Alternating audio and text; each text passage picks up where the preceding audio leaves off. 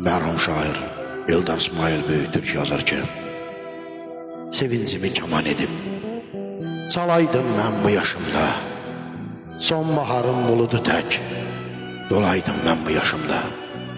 Səvri böyük qulağı dinc, ömür qısa dövran gülünc, bir dodağa qonan sevinç olaydım mən bu yaşımda.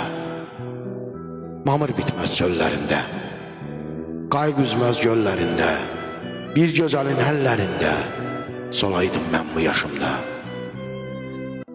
Dost bildiyim özgə yönlü, cavanlığım qara günlü, küstürdüyüm sınıq gönlü alaydım mən bu yaşımda.